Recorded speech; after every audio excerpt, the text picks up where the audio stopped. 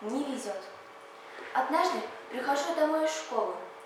В этот день я как раз получила двойку. Хожу по комнате и пою.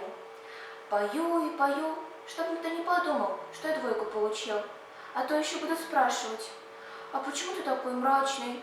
А почему ты такой задумчивый? Отец говорит: чего это он поет?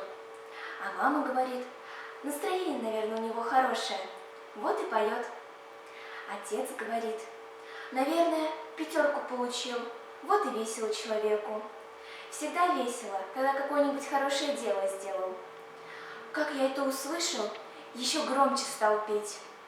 Тогда отец говорит: ну ладно, Вовка, пора до отца, покажи дневник. Тогда я перестал петь.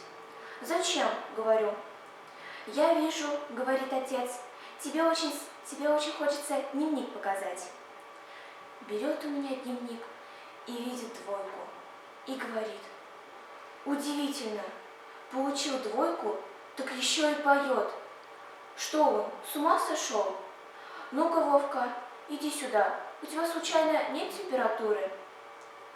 Нет у меня никакой, говорю я, температуры. Тогда отец говорит: ну тогда придется тебя за это пение наказать. Вот как мне не везет.